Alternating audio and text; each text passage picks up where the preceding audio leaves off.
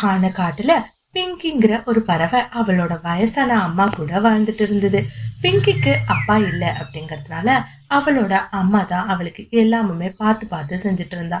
இதே மாதிரி ஒரு நாள் காலையில பிங்கியோட அம்மா அவகிட்ட இப்படி பேச ஆரம்பிச்சாங்க. இங்க பாரு பிங்கி, இப்போ உனக்கு 18 வயசு ஆகுது. இந்த வயசுல பாக்குற எல்லாமும் அழகாதான் தெரியும். உங்க அப்பாவை என்னோட இந்த வயசுலதான் நான் பார்த்தேன். அவர் மேல காதல் வந்து அவரை கல்யாணமும் பண்ணிக்கிட்டேன். ஆனா பாரு, அவருக்கு ஒரு சில வருஷத்திலேயே என்ன பிடிக்காம போயிடுச்சு. வேற ஒரு பெண்ணை கல்யாணம் பண்ணிக்கிட்டு போயிட்டாரு. அந்த வயசுல காதல்ங்கிற ஒரு வார்த்தையை நம்பி என்னோட வாழ்க்கை மொத்தத்தையும் நான் இழந்துட்டேன். அந்த ஒரு காரணத்தாலதான் பிங்கி நான் திரும்ப திரும்ப உன்கிட்ட சொல்றேன். இந்த வயசுல எல்லாருக்கும் ஏற்படுற ஒண்ணுதான் காதல். ஆனாலும் அதையும் சரியா தப்பா அப்படின்னு பார்த்து முடிவு பண்ண வேண்டியது நம்மளோட கடமை. உனக்கு சொல்ல வேண்டியது இல்ல, இருந்தாலும் ஒரு அம்மாவா நான் இதை சொல்லியே ஆகணும் அப்படின்னு சொல்லி தன்னோட பொண்ணுக்கு இந்த மாதிரியான அறிவுரைகளை அவ கொடுத்துட்டு இருந்தா. அம்மா, அதை நினைச்செல்லாம் நீங்க ஒன்னும் கவலைப்படாதீங்க. சின்ன வயசுல இருந்தே எனக்கு நீங்க எல்லாத்தையும் சொல்லி கொடுத்துதான் வளர்த்திருக்கீங்க. என்னைக்கும் உங்களோட பொண்ணுனா தப்பான வழியில போக மாட்டேன் என்ன நினைச்சு நீங்க கவலைப்படாதீங்கம்மா அப்படின்னு சொல்லிட்டு ஆத்துக்கு தண்ணி குடிக்கிறதுக்காக பிங்கி கிளம்பிட்டு இருந்தா. பிங்கி, என்ன ஆச்சு உனக்கு? இன்னைக்கு இவ்வளவு லேட்டா வந்திருக்க? உனக்காக காலையில இருந்து இந்த வெயில்ல நான் காத்துட்டு இருக்கேன். நீ என்னடானா என்ன பாக்கணுங்கிற ஆசை கொஞ்சம் கூட இல்லாம ஆடி அசைஞ்சு வர்ற. இங்க பாருங்க, நான் உங்ககிட்ட பல தடவை சொல்லிட்டேன் இந்த மாதிரி என் பின்னால அலையாதீங்க அப்படின்ட்டு. ஆனா நான் சொல்ற எதையுமே நீங்க கேட்க மாட்டீங்க. எங்க போனாலும் என்ன பின்தொடர்ந்து வர்றீங்க. தயவு செஞ்சு இந்த மாதிரி பண்ணாதீங்க. எனக்கு நீங்க பண்றது சுத்தமா பிடிக்கல. இந்த அளவுக்கு பொறுமையா பிங்கி எடுத்து சொல்லியும் அந்த காகம் அவ சொல்றத கொஞ்சம் கூட காது கொடுத்தே கேட்கல. திரும்பவும் அவளை பார்த்து பாட்டு பாடிக்கிட்டும் விசில் அடிச்சுக்கிட்டும் இருந்தான். இதனால எரிச்சலான பிங்கி தண்ணிய குடிக்காமலே அந்த இடத்துல இருந்து வேகமா பறந்து போயிட்டா. என்ன காலேஜி, என்னைக்கோ வெறுங்கையை வீசிட்டு வந்திருக்கீங்க. இன்னைக்கும் நீங்க சாப்பிடுறதுக்கு எதுவுமே வாங்கிட்டு வரலையா? கௌரி, தயவு செஞ்சு என் நிலைமைய கொஞ்சம் புரிஞ்சுக்கோ. எனக்கு பயங்கரமான காய்ச்சல். வேலைக்கு போன இடத்துல காய்ச்சல் அதிகமா இருக்கவும் அங்கேயே அசந்து படுத்துட்டேன். வேலை எதுவுமே நான் இன்னைக்கு பாக்கல. அப்புறம் எப்படி உனக்கு தேவையான உணவு பொருளை வாங்கிட்டு வர முடியும்? ஐயோ காலுஜி, என்ன சொல்றீங்க? உங்களுக்கு காய்ச்சல் வந்துருச்சா? ஆமா, என்கிட்ட போறப்பயே இதை சொல்லிருக்கலாம்ல. காய்ச்சலா இருக்குன்னு சொல்லிருந்தீங்கன்னா நான் உங்களை வேலைக்கு போவேனான்னு சொல்லியிருப்பேன். நானாச்சும் அந்த வேலைக்கு போயிருப்பேன். நீங்க எதுக்கு இப்படி உடம்பு சரியாம போறீங்க? காலையிலேயே நான் காய்ச்சல்னு சொல்லியிருந்தா நீ இப்படி சொல்லுவேன்னு எனக்கு நல்லாவே தெரியும் கௌரி. அதனாலதான் நான் உன்கிட்ட சொல்லாமலே வேலைக்கு கிளம்பினேன். இந்த காலுவுக்கு என் மேல எவ்வளவு பாசம் இருக்கும். நான் கஷ்டப்படக்கூடாதுன்னு நினைக்கிறாரு. இப்படி ஒரு அன்பான கணவர் கிடைக்கிறதுக்கு நான் போன ஜென்மத்துல ஏதோ புண்ணியம் பண்ணிருக்கணும் அப்படின்னு மனசுக்குள்ள கோரி காலுவ நினைச்சு ரொம்பவே சந்தோஷப்பட்டுட்டு இருந்தா. மறுநாள் காலையில பொழுது விடிஞ்சிச்சு. எப்பையும் போல காலு அந்த ஆத்தங்கரை பக்கத்துல போய் பிங்கிக்காக காத்துட்டு இருந்தது. அந்த நேரம்னு பார்த்து மிட்டு கிளி ஆத்துக்கு தண்ணி குடிக்கிறதுக்காக வந்தான். மிட்டு, இப்பதான் உனக்கு தண்ணி குடிக்கிறதுக்கு நேரம் கிடைச்சிச்சா? ஏன் இன்னும் கொஞ்சம் முன்னாடியே வந்து குடிச்சிட்டு போனாதான் என்ன? கரெக்டா பொம்பளை பிள்ளைங்க தண்ணி குடிக்க வர்ற நேரமா பார்த்து வர்ற. இங்க பாரு காலு, நான் ஒன்னும் பொண்ணுங்களை பாக்குறதுக்காக வரல, தண்ணி குடிக்கலான்னு தான் வந்தேன். ஆமா, நீ எதுக்காக ரொம்ப நேரமா ஆத்தங்கரையிலேயே காத்துட்டு இருக்க? உனக்கு எவ்வளவு தைரியம் இருந்தா என்ன ஏன் நீ கேள்வி கேட்ப? நான் எதுக்கோ காத்துட்டு இருக்கேன். அத பத்தி எல்லாம் உனக்கு என்ன கவலை? இங்க இருந்து போறியா இல்ல நாலு அறம் வாங்கிட்டு போலான்னு இருக்கியா அப்படின்னு சொல்லி காலு மிட்டுவ மிரட்டினா. இதை கேட்டு பயந்து போன மிட்டு வேக வேகமா அங்கிருந்து பறந்து போச்சு. புல்புல், தயவு செஞ்சு என் கூட ஆத்துக்கரை வரைக்கும் நீ கொஞ்சம் வரியா? என்னாச்சு பிங்கி, இதுக்காக என்ன கூப்பிடுற? இங்க பாரு புல்புல், தினமும் நான் ஆத்துக்கு தண்ணி குடிக்க போறப்போ அங்க ஒரு காகம் உட்காந்துட்டு என்ன ரொம்பவே கிண்டல் பண்ணிட்டு இருக்கு. அது பேசுற காதல் வசனத்தெல்லாம் கேட்டா எனக்கு ரொம்ப பயமா இருக்கு புல்புல். தயவு செஞ்சு என் கூட தண்ணி குடிக்கிறதுக்கு வாயேன். சரி, இவ்வளோ கிண்டல் பண்ணதுன்னு தெரியுதுல்ல, நீ உங்க அம்மா கிட்ட சொல்ல வேண்டியதானே? இல்ல புல்புல், அம்மா ஏற்கனவே அப்பா பண்ணிட்டு போன விஷயங்களை நினைச்சு ரொம்பவே வருத்தமா இருக்காங்க. இதையும் போயிட்டு நான் அம்மா கிட்ட சொன்னேன்னா அவங்க ரொம்பவே கஷ்டப்படுவாங்க. அதனாலதான் நான் இது வரைக்கும் அம்மா கிட்ட சொல்லாமலே இருந்தேன். நீ ஒன்னும் கவலைப்படாத. இனிமே தினமும் நம்ம 2 பேரும் ஒன்னாவே சேர்ந்து தண்ணி குடிக்கிறதுக்கு போகலாம். பிறகு புல்புல்லும் பிங்கியும் சேர்ந்து ஆத்தங்கரைக்கு தண்ணி குடிக்கிறதுக்காக போனாங்க. என்ன பிங்கி, இன்னைக்கு உன் தோழி கூட வந்திருக்க? பரவாயில்ல, உன் அளவுக்கு இல்லைனாலும் உன்னோட தோழியும் பாக்குறதுக்கு அழகாதான் இருக்கா. அங்கிள், உங்களை விட எத்தனை வயசு சின்ன குழந்தைங்க நாங்க. எங்க கிட்ட இப்படி பேசுறதுக்கு உங்களுக்கு எப்படி மனசு வருது? அப்படி உங்களுக்கு இந்த மாதிரி பேசணும் அப்படின்னு ஆசையா இருந்துச்சுன்னா உங்க வீட்டுல இருக்கிற அம்மா கிட்ட, மனைவி கிட்ட, தங்கச்சி கிட்ட எல்லாம் பேசுங்க. தயவு செஞ்சு எங்க கிட்ட இப்படி எல்லாம் பேசாதீங்க அப்படின்னு புல்புல் ரொம்ப கோவமா காலுவை பார்த்து பேசினா. இந்த மாதிரி புல்புல் பேசிட்டு இருக்கும் போதே ஆத்தங்கரை பக்கமா மீனுக்குருவி தண்ணி குடிக்க வர்றத காலுக்காகவும் பார்த்தான். உடனே வேக வேகமா அங்கிருந்து பறந்து போய் இலைகளுக்கு நடுவுல இருக்கிற புதருக்குள்ள மறைஞ்சுக்கிட்டான். பிறகு மீனுக்குருவி அந்த இடத்துக்கு வந்தா. மீனுக்குருவி கிட்ட புல்புல் நடந்த எல்லா விஷயத்தையும் சொன்னான். ஆமா ஆண்டி, புல்புல் சொல்றது எல்லாமே நிஜம்தான். தினமும் ஒரு காகம் என்னை இங்க உட்காந்து கிண்டல் பண்ணிட்டு இருக்கு. நான் வரும்போதெல்லாம் அதுவும் வந்துருது, பாட்டு பாடுது, விசில் அடிக்குது, என்கிட்ட முறை தவறி நிறைய வார்த்தைகளை பேசிட்டு இருக்கு. நீ இதை நினைச்செல்லாம் ஒன்னும் கவலைப்படாத. ஆமா, அந்த காகம் பாக்குறதுக்கு எப்படி இருந்துச்சு? பறவைங்க 2 பேரும் காலுவை பத்தின அடையாளங்களை மீனு கிட்ட சொன்னாங்க. இந்த குழந்தைங்க சொல்ற அடையாளத்தை வச்சு பார்த்தா அது கண்டிப்பா காலு தான் அப்படின்னு சொல்லிட்டு மீனும் அந்த பறவைங்களையும் கூட்டிட்டு நேரா கௌரியோட வீட்டுக்கு பறக்க ஆரம்பிச்சா.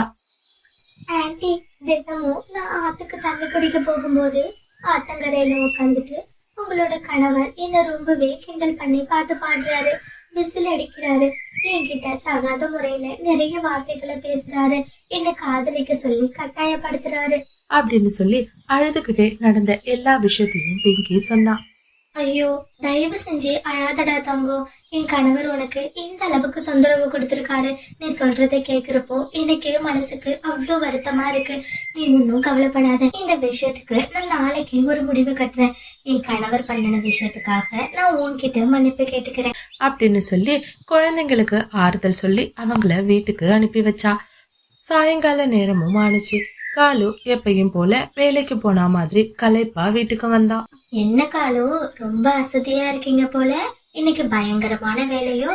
ஆமா கௌரி, இன்னைக்கு இங்க இருந்து ட்ரக்க ஓட்டிட்டு டவுன் வரைக்கும் போக வேண்டியதா போயிடுச்சு. அதுவும் நிறைய தானிய மூட்டைகளை ஏத்திட்டு போனேன்னா அதான் உடம்பு ரொம்பவே அசதியா இருக்கு. அச்சச்சோ, என்னோட ஆசை கணவர் எனக்காக எந்த அளவுக்கு கஷ்டப்படுறாரு அப்படின்னு சொல்லி காலு நம்புற மாதிரி கௌரி பேசினா. பிறகு காலு காகத்துக்கு தேவையான உணவையும் கொடுத்தா. காலு சாப்பிட்டுட்டு தூங்கறதுக்காக தயாரானது. ஊர்ல இருந்து அம்மா போன் பண்ணிருந்தாங்க காலு. அவங்களுக்கு ரொம்பவே உடம்பு சரியில்லையாமா, படுத்த படுக்கையா இருக்காங்களாமா, உதவிக்கு கூட ஆளு யாரும் இல்லையா. அதான் என்ன வர சொல்லி போன் பண்ணிருந்தாங்க. நானும் போலான்னு இருக்கேன் காலு. அவங்களோட உடம்பு நல்லாகிற வரைக்கும் அவங்கள கூடவே இருந்து கவனிச்சுக்கலான்னு இருக்கேன். நீங்க என்ன சொல்றீங்க காலேஜி? ஆஹா, அப்படின்னா கௌரி அவ அம்மா வீட்டுக்கு போறாளா? இதுவும் நல்ல சந்தர்ப்பம் தான். இந்த சந்தர்ப்பத்தை பயன்படுத்தி எப்படியாச்சும் அந்த பிங்கிய நம்மளோட காதல் வலையில விழ வச்சிடணும். கௌரி, இதெல்லாம் நீ என்கிட்ட கேட்கணுமா? அவங்க உனக்கு மட்டும் அம்மா இல்ல, எனக்கும் அம்மா மாதிரி தான். தயவு செஞ்சு நாளைக்கு காலையிலேயே நேரமா கிளம்பி போயிடு. அவங்க உடம்பு நல்லாகிற வரைக்கும் அவங்க கூடவே இருந்து பாத்துக்கோ. தேவைப்பட்டா உங்க அம்மாவையும் கூட்டிட்டு நம்ம வீட்டுக்கு வந்துரு. நம்ம அவங்கள வச்சு பத்திரமா பாத்துக்கலாம் அப்படின்னு சொல்லி எப்பயும் போல கௌரி கிட்ட நடிச்சு பேச ஆரம்பிச்சான். பிறகு மறுநாள் காலையில பொழுது விடிஞ்சதோ கௌரி அவங்க அம்மா வீட்டுக்கு போறதா சொல்லிட்டு வீட்டுல இருந்து கிளம்பி போனா. பாடா, எப்படியும் இந்த கௌரி வீட்டுல இருந்து கிளம்பிட்டா. எங்க உடம்பு நல்லாயிட்டுன்னு சொல்லி அவங்க அம்மா போன் பண்ணிடுவாங்களோ, இவ ஊருக்கு போக மாட்டாளோன்னு சொல்லி ராத்திரி முழுக்க எனக்கு ரொம்பவே பயமா இருந்துச்சு. நல்ல வேலை, அப்படி எந்த போனும் வரல. அவளும் ஊருக்கு கிளம்பி போயிட்டா. ஜாலிதான். காலு, இந்த சந்தர்ப்பத்தை பயன்படுத்தி எப்படியாச்சும் பிங்கிய நீ கல்யாணம் பண்ணிடணும் அப்படின்னு சொல்லி தனக்கு தானே மனசுக்குள்ள பேச ஆரம்பிச்சான். பிறகு ரொம்ப அழகா ட்ரெஸ் பண்ணிட்டு நேரா ஆத்தங்கரைக்கு போய் பிங்கிக்காக காத்துட்டு இருந்தான். அந்த நேரம்னு பார்த்து பிங்கியும் புல்புல்லும் வழக்கம் போல தண்ணி குடிக்கலான்னு ஆத்துக்கு வந்தாங்க. பிங்கி, எத்தனை நாளா உன் பின்னால சுத்துற, ஆனா உனக்கு என் மேல கொஞ்சம் கூட காதலே வரலையா? நீ பாரு பிங்கி, உனக்காக ஒரு விலை உயர்ந்த தங்க நெக்லஸ நான் பரிசு கொடுக்கலான்னு வாங்கி வச்சிருக்கேன். தயவு செஞ்சு என் காதலை ஏத்துட்டு அந்த நெக்லஸையும் நீ வாங்கிக்கணும் அப்படி இல்லைன்னா இந்த ஆத்துலயே விழுந்து என்னோட உயிரை நான் மாச்சுக்குவேன். உங்களுக்கு ஏற்கனவே திருமணம் ஆயிடுச்சாமே. உங்க வீட்டுல நேத்து சாயங்காலம் ஒரு பொண்ணு இருக்கிறத அவ பார்த்தாலாம். அவதான் உங்களோட மனைவின்னு சொல்றா. என்னது, என்னோட மனைவியா? ஆஹா, நீங்க அந்த கோரிய சொல்றீங்களா? இங்க பாரு பிங்கி, அவ என்னோட மனைவி எல்லாம் கிடையாது. அவ என் வீட்டு வேலைக்காரி. தினமும் வேலை செஞ்சு கொடுத்துட்டு அவ வீட்டை விட்டு போயிடுவா. அதுக்கப்புறம் நான் மட்டும்தான் வீட்டுல தனியா இருப்பேன். எனக்கு இன்னும் கல்யாணம் எல்லாம் ஆகல. நான் உன்னதான் கல்யாணம் பண்ணிக்கணும்னு ரொம்ப காலமா காத்துட்டு இருக்கேன் அப்படின்னு சொல்லி மறுபடியும் காதல் வசனங்களை பிங்கி கிட்ட பேச ஆரம்பிச்சான்.